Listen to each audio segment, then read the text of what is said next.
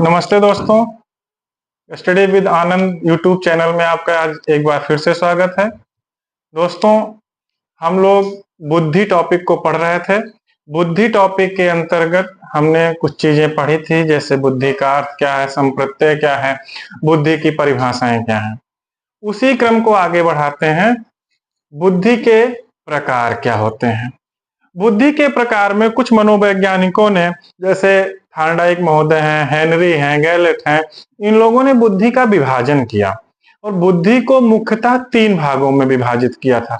वो कौन कौन से भाग हैं और हम कैसे किसी भी व्यक्ति को किसी नया नाम दे देते हैं, ये सब चीजें आज हम इस क्लास में देखेंगे कि कौन व्यक्ति किसको हम सामाजिक रूप से बोल देते हैं, किसको हम अमूर्त बुद्धि वाला बोल देते हैं, कौन कौन से प्रकार हैं, इनको आज हम लोग पढ़ते हैं।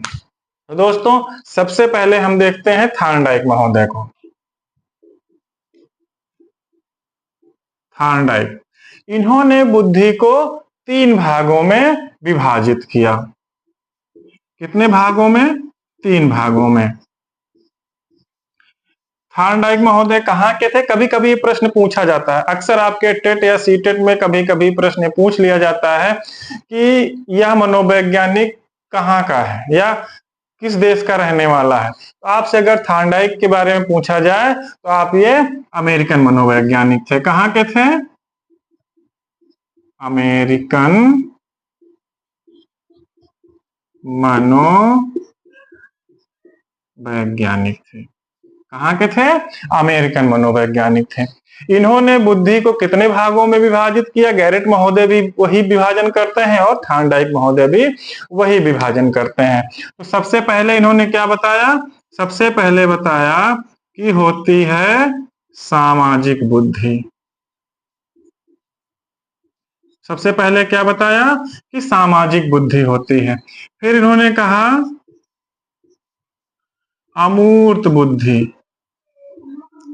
पहला प्रकार क्या बताया? सामाजिक बुद्धि। फिर दूसरा प्रकार क्या बताया? अमूर्त बुद्धि। और तीसरा क्या बताया? मूर्त बुद्धि, यांत्रिक बुद्धि, स्थूल बुद्धि उसको नाम से जानते हैं। मूर्त बुद्धि, इसको हम यांत्रिक बुद्धि, स्थूल बुद्धि इत्यादि भी नामों से जानते हैं। तो हम ये समझने का प्रयास करते हैं कि कभी भी आपसे पूछा जाए कि बुद्धि को कितने भागों में विभाजित किया और किसने विभाजित किया, तो सबसे पहले प्रथम नाम आता है थार्नडाइक महोदय का। थार्नडाइक ने बुद्धि को 3 भागों में विभाजित किया, सामाजिक बुद्धि, अमूर्त बुद्धि और मूर्त बुद्धि या स्थूल बुद्धि भी कहते हैं। मित्रों, अब हम एक एक का अलग अलग से समझते हैं कि सामाजिक बुद्धि यदि किसी में है तो उसको कैसे हम पहचान सकते हैं। हालांकि इसका मापन करने के लिए अपने भारत में भी और अन्य देशों के भी बहुत सारे मनोवैज्ञानिकों ने एक मापन की क्रिया बनाई थी, वो हम आगे पढ़ेंगे। लेकिन सबसे पहले हम पढ़ते हैं कि सामाजिक बुद्धि क्या है, इसकी पहचान कैसे करते हैं। तो देखते हैं सामाजिक बुद्धि किसमें होती है या कैसे हम पहचान सकते हैं। सामाजिक बुद्धि का तात्पर्य होता है ऐसी बुद्धि जिस व्यक्ति में सामाजिक संबंध स्थापित करने की अच्छी कला होती है, जिनमें वाक्य पटुता होती है, जिनमें प्रभावपूर्ण व्यवहार करने का तरीका होता है, जो अच्छा आचरण करते हैं, जो लोगों के प्रति अपने आप को हर समय प्रतिस्थापित कर लेते हैं, अपने आप को माहौल के अनुसार, समय के अनुसार तुरंत परिवर्तित कर लेते हैं, ऐसे व्यक्तियों में सामाजिक बुद्धि मानी जाती है। तो एक एक को समझते हैं। जिनमें सामाजिक संबंध काफी अच्छा होता है, इनमें क्या क्या होता है? सामाजिक संबंध काफी अच्छा होता है। तो क्या कह रहे हैं? जो सामाजिक बुद्धि वाला व्यक्ति होता है उसमें सामाजिक संबंध काफी अच्छा होता है, अर्थात लोगों के बीच में उनका संबंध काफी अच्छा होता है। कैसे कि मतलब ये व्यक्ति जो हैं अच्छे वक्ता होते हैं, अच्छे व्यवहार वाले होते हैं, किसी से लड़ाई झगड़ा करने वाले नहीं होते हैं, लोगों के बीच में अच्छे व्यवहार से और उनके अच्छे आचरण से ही वो सामाजिक बुद्धि के अंतर्गत आते हैं। समाज में इनकी अच्छी प्रतिष्ठा होती है। क्या होता है? समाज में अच्छी प्रतिष्ठा होती है। समाज में अच्छी प्रतिष्ठा होती है। और क्या है? प्रभावपूर्ण ढंग से व्यवहार करने की क्षमता होती है। प्रभावपूर्ण ढंग से व्यवहार करने की क्षमता होती है। ये सामाजिक बुद्धि जिस व्यक्ति में होती है उसके ये लक्षण होते हैं। ये अच्छा आचरण करने की क्षमता रखते हैं। इनमें क्या होता है? अच्छा आचरण करते हैं। ये अच्छा आचरण करते हैं। समाज में मिलजुल कर सामाजिक कार्यों में हाथ बटाते हैं। क्या करते हैं? सामाजिक कार्यों में हाथ बटाते हैं। सामाजिक कार्यों में हाथ बटाते हैं। सामाजिक कार्यों में हाथ बटाते हैं। और ऐसे बुद्धि वाले व्यक्तियों में का जीवन जो है व्यवहारिक और सफलता दिलाने वाला होता है। अर्थात इस प्रकार की बुद्धि जिसपे है या जो ये लक्षण हैं जिस व्यक्ति में दिखें वो समझ जाइए कि यह व्यक्ति सामाजिक बुद्धि वाला है। तो कौन कौन से लक्षण हैं? सामाजिक संबंध काफी अच्छा होता है, मतलब हर व्यक्ति से मिलना, अच्छे से मिलना, सद्भावना से मिलना, उनके साथ अच्छा व्यवहार करना। तो ये किस में आता है? सामाजिक बुद्धि में आता है। अच्छी प्रतिष्ठा स्थापित करते हैं। अच्छा व्यवहार रखेंगे तो प्रतिष्ठाएं अपने आप बढ़ जाती हैं। प्रभावपूर्ण ढंग से व्यवहार करने का तरीका इनमें होता है। इनका अच्छा आचरण होता है, सबका अभिवादन करना, सबसे अच्छे से प्रेम से बात करना और सामाजिक कार्यों में हाथ बटाते हैं। इन्हीं लक्षणों से ये बहुत कठिन से कठिन कार्यों को भी आसानी से कर ले जाते हैं। भाई जब सामाजिक व्यक्ति है तो बहुत सारे काम आपके समाज में आपके साथ होते हैं और आप जब अच्छे व्यवहार वाले होते हैं तो बहुत सारे कार्य आपके अपने व्यवहार पर भी डिपेंड करते हैं और कुछ ऐसे भी कार्य जो आप आपके व्यवहार से ही हो जाते हैं। तो ये लक्षण किसमें होते हैं? सामाजिक बुद्धि में। तो कहने का तात्पर्य यह है कि जिस व्यक्ति में सामाजिक बुद्धि होगी उसमें ये सारे लक्षण आपको दिखेंगे। सामाजिक संबंध होगा अच्छा, समाज में काफी अच्छी प्रतिष्ठा होगी, प्रभावपूर्ण ढंग से व्यवहार करते हैं, अच्छा आचरण होता है, सामाजिक कार्यों में हाथ बटाते हैं और उसके साथ साथ कठिन से कठिन कार्यों को वो आसानी से कर ले जाते हैं। आप अक्सर देखते होंगे आपके समाज में, आपके परिवार में बहुत सारे ऐसे लोग होते हैं कि हर जगह वो आपके साथ कंधे से कंधा मिलाकर खड़े होते हैं। आप छोटा सा शादी विवाह का फंक्शन करते हैं, बड़े से बड़े सामाजिक कार्यों को करते हैं तो वो उसमें बढ़ चढ़कर भाग लेते हैं। वो अपनी प्रतिष्ठा दिखाने के लिए, प्लस उनमें यह बुद्धि ही होती है, यह सामाजिक बुद्धि होती है कि किसी का कोई बुरा ना हो सके, सभी को साथ में लेकर चलो। बहुत सारे एनजीओ चलाते हैं लोग, वो समाज के बारे में सोचते हैं कि समाज में सभी अच्छे से चलें, किसी प्रकार का कोई लड़ाई झगड़ा ना हो। तो ऐसे कार्य करने वाले कौन होते हैं? सामाजिक बुद्धि होते हैं। बहुत सारे लोग अपनी प्रतिष्ठा स्थापित करने के लिए भी करते हैं। आप अक्सर शादी विवाह में देखते हैं तो कुछ लोग ऐसे होते हैं जो हर पल आपको देखते बहुत सारे मेहनत करते रहते हैं, बहुत सारे काम करते रहते हैं। तो वो क्या है?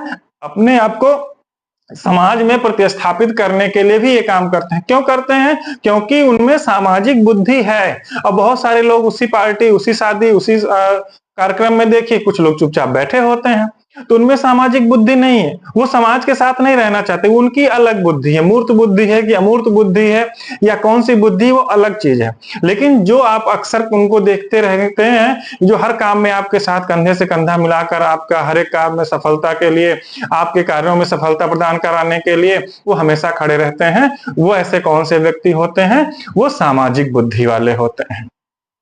अगला हम देखते हैं कौन सा है। अगला होता है अमूर्त बुद्धि।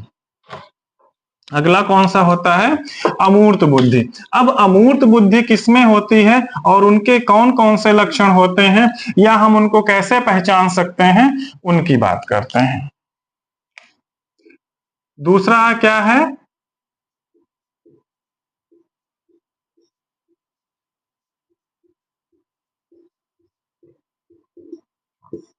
अमूर्त बुद्धि। इनके कौन कौन से ऐसे लक्षण होते हैं? इसमें क्या होता है, अमूर्त का मतलब क्या है? जो चीजें दिखाई ना दें। अमूर्त का मतलब जो चिंतन किया जा सके, अमूर्त चिंतन किया जा सके। आप यहां पर बैठे हैं लेकिन कहीं और का भी चिंतन कर लें। जैसे कवि लोग हैं, दार्शनिक लोग हैं, कहते हैं ना जहां पे ना पहुंचे रवि वहां पहुंचे कवि।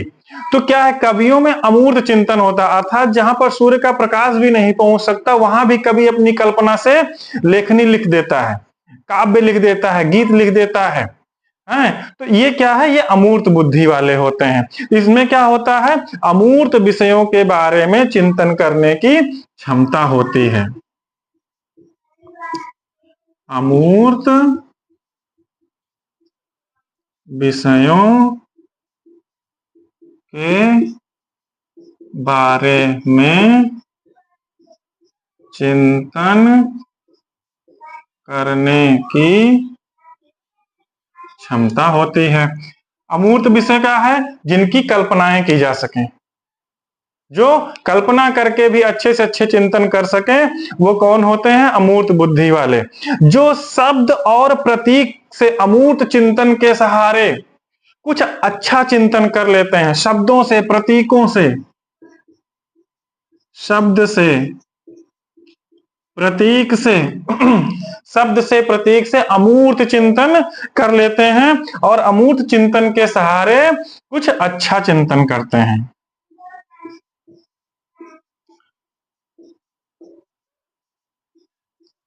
शब्द और प्रतीक से अमूर्त चिंतन कर लेते हैं। कभी कभी अक्सर आप देखते हैं बहुत सारे दार्शनिक हैं, बहुत सारे गीतकार हैं, बहुत सारे कवि हैं, वो आप उनको एक शब्द दे देते हैं, कोई भी एक शब्द दे देते हैं, उस शब्द से कोई ना कोई एक गीत बना देते हैं, गजल बना देते हैं। तो वो क्या है, उनमें उनमें चिंतन की क्षमता अधिक होती है, उनमें तर्कड़ा क्षमता अधिक होती है, जिससे उनमें कह सकते हैं कि उनमें अमूर्त बुद्धि होती है। हैं? और अगला क्या है, इसमें कौन कौन से आते हैं? जो दार्शनिक होते हैं, जो कलाकार होते हैं, जो कहानीकार होते हैं, क्या बुद्धि होती है उनमें? दार्शनिक होते हैं, कहानीकार होते हैं, कलाकार होते हैं। जो दार्शनिक हैं, कहानीकार हैं, कलाकार हैं, गीतकार हैं, ये सब किस बुद्धि के अंतर्गत आते हैं? अमूर्त बुद्धि के अंतर्गत आते हैं। जिनमें अच्छे अच्छे विचारों की कल्पनाओं, मानसिक प्रतिमाओं के सहारे बड़ी बड़ी समस्याओं का समाधान कर लेते हैं, वो अमूर्त बुद्धि वाले होते हैं। जिनमें सफल कलाकार, पेंटर, गणितज्ञ, कहानीकार इत्यादि आते हैं। जो कलाकार, जो नेता, जो अभिनेता आपके हैं, जो अभिनय करते हैं, उनमें भी कौन सी बुद्धि होती है? अमूर्त बुद्धि होती है। वो आपको दिन प्रतिदिन कुछ नया करके दिखाने का प्रयास करते हैं, जिससे कि दर्शक, हम आप उनकी तरफ आकर्षित हो सकें। आप देखते हैं जो जितने भी कलाकार हैं, चाहे आप थिएटर के देखिए, चाहे मूवी में देखिए, या आप जो आज के समय में नए नए कलाकार उभर कर आ रहे हैं, सब लोग कुछ नया करने का प्रयास करते हैं, जिससे कि जो भी जनता है उनकी तरफ आकर्षित हो सके। तो ये चिंतन करते हैं, ये मनन करते हैं कि क्या नया किया जाए। जैसे दार्शनिक है, जैसे कहानीकार है कि नई कहानी कुछ ना कुछ लिखने का प्रयास करता है, गीतकार है कुछ नए गीत लिखने का प्रयास करता है कि जो जनता को, जो लोगों को पसंद आए। इसी प्रकार से जो कलाकार होते हैं, जो अभिनेता होते हैं, वो भी कुछ नया एक्शन करने का प्रयास करते हैं, कुछ नया दिखाने का प्रयास करते हैं। कैसे? वो चिंतन करते हैं कि क्या नया हो सकता है। आप देखते होंगे बहुत सारे लोग आर्ट एंड क्राफ्ट आपने देखा होगा, जो रॉ मटेरियल्स होता है उससे बहुत सारी नई नई चीजें लोग बना देते हैं। तो वो किसमें आते हैं? वो अमूर्त बुद्धि वाले होते हैं। आप उनको वेस्ट मटेरियल दे देते हैं और नई नई चीजें, कहीं आपका पेन बॉक्स बना देते हैं, कहीं पेन स्टैंड बना देते हैं, या घर में डेकोरेट करने के लिए कुछ नई नई चीजें आपके सम्मुख बनाकर प्रस्तुत कर देते हैं। तो वो क्या है? उनमें अमूर्त बुद्धि होती है, उनमें चिंतन की क्षमता होती है, उनमें तर्कणा क्षमता होती है, जिससे वो इस प्रकार की बुद्धि का प्रयोग करके आपको नया नया चीज प्रस्तुत करते हैं। तो जो ये लक्षण है, अगर ऐसा किसी में है तो वो किस बुद्धि के अंतर्गत आता है? अमूर्त बुद्धि के अंतर्गत आता है। अगला आपका क्या है? अगला हमारा आता है तीसरा, जो मूर्त बुद्धि कहलाता है। जो मूर्त बुद्धि कहलाता है। अब मूर्त बुद्धि कौन कौन से होती है, या इसके कौन कौन से लक्षण होते हैं, या कैसे पहचान सकते हैं? मूर्त बुद्धि का मतलब होता है जो ठोस वस्तुओं को महत्व देता है। मतलब ठोस वस्तुएं आप उसको देंगे और वो नई चीजें आपके सम्मुख प्रस्तुत कर देंगे। अपनी इच्छा अनुसार, अपनी आवश्यकता अनुसार उनमें परिवर्तन लाकर उन्हें उपयोगी बना देते हैं। क्या कह रहे हैं? कि व्यक्ति मूर्त वस्तुओं को या मूर्त या ठोस वस्तुओं के महत्व को समझता है। इसमें क्या कह रहे हैं? ठोस वस्तु के महत्व को, ठोस वस्तु के महत्व को समझता है। अपनी इच्छा अनुसार या आवश्यकता अनुसार उनमें परिवर्तन कर लेता है। इच्छानुसार या आवश्यकता अनुसार परिवर्तन कर लेता है। इनमें हस्तकला की क्षमता अधिक होती है। हस्तकला की क्षमता, हस्तकला की क्षमता अधिक होती है। ये कौन होते हैं? ये इंजीनियर होते हैं, कारीगर होते हैं, इत्यादि लोग। कौन कौन होते हैं? इंजीनियर, कारीगर इत्यादि लोग इस बुद्धि के अंतर्गत आते हैं। मतलब ठोस वस्तुओं को महत्व देते हैं। जैसे मान लीजिए कोई एक जो लकड़ी का काम करते हैं, आप उनको एक छोटा सा लकड़ी का टुकड़ा दे दीजिए और उनसे कह दीजिए कि आपको इस तरीके से ये बनाना है। आप सिर्फ उनको बताएंगे, लेकिन जैसे ही आप बताते हैं आपकी मानसिकता को वो समझकर आपके अनुसार वो रूप दे देते हैं। तो क्या है? ठोस वस्तुओं, जैसे आपका जो घर मकान बनाते हैं, इंजीनियर महोदय क्या करते हैं? इंजीनियर जी ने आपका मैप बना दिया। अब जो कारीगर है, जो आपका मिस्त्री है, जो घर बनाने वाला है, वो उसके अनुसार से अपनी कल्पना को जोड़ते हुए आपका जो मैप बना हुआ है उसके अनुसार से वो मकान बनाने लगता है। हस्तकला की क्षमता अधिक होती है, मतलब अपनी हाथों से अनेकानेक प्रकार की कलाओं का प्रदर्शन करते हैं। जिनमें ये लक्षण दिखते हैं वो कौन से कहलाते हैं? वो मूर्त बुद्धि वाले कहलाते हैं। जिनमें ये लक्षण आपको दिखते हैं वो मूर्त बुद्धि वाले कहलाते हैं। अच्छा, ये एक चीज बताइए कि क्या ये सारी बुद्धियां किसमें हो सकती हैं?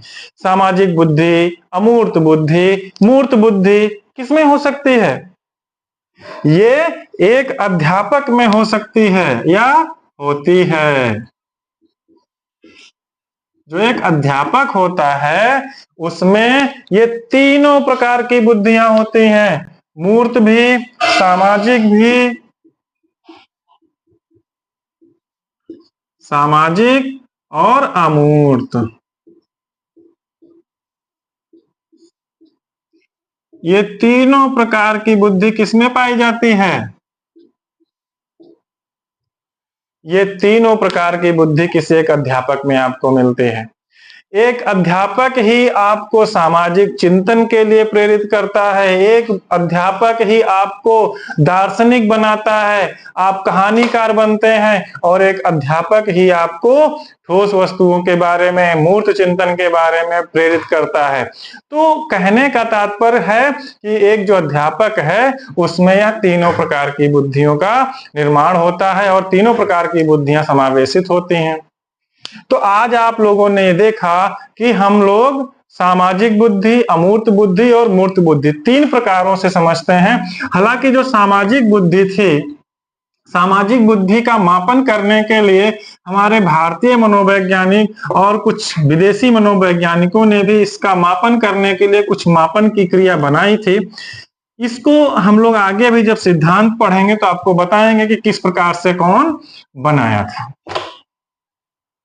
आगे हम लोग देखते हैं कि बुद्धि के निर्धारित करने वाले कारक, बुद्धि को निर्धारित करने वाले कारक कौन कौन से होते हैं।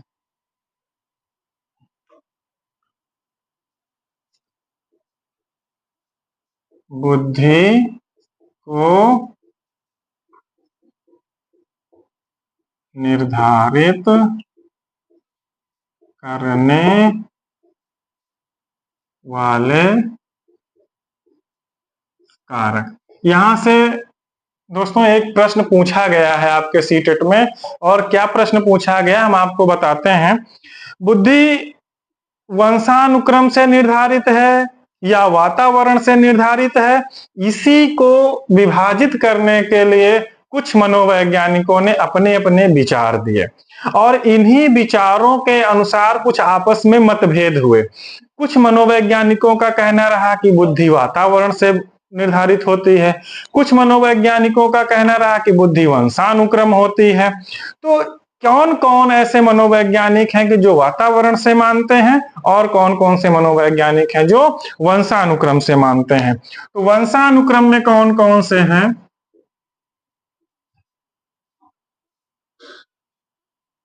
वंशानुक्रम और वातावरण।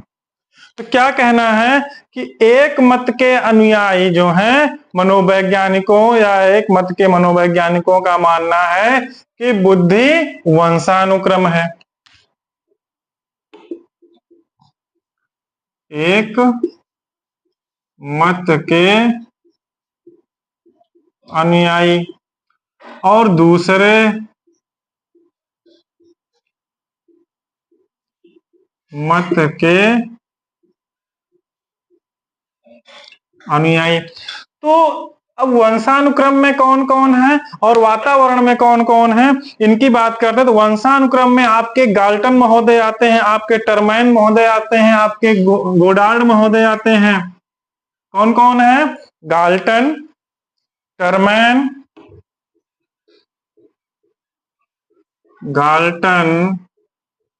टर्मैन, गोडार्ड और इत्यादि लोग हैं। और वातावरण में आप क्या आते हैं? विलियम्स आते हैं, बेंजामिन ब्लूम आते हैं। कौन कौन आता है? विलियम आते हैं, बेंजामिन ब्लूम आते हैं, इत्यादि लोगों का यह मानना है कि नहीं, जैसे गाल्टन महोदय या टर्मैन महोदय का कहना है कि बुद्धि वंशानुक्रम होती है। अर्थात इनके कहने का तात्पर्य है कि यदि किसी व्यक्ति का पिता या मां अधिक बुद्धिमान है तो उसका पुत्र भी अधिक बुद्धिमान होगा। ऐसा किनका मत था? ऐसा गाल्टन का, टर्मैन का, इत्यादि इत्यादि मनोवैज्ञानिकों का।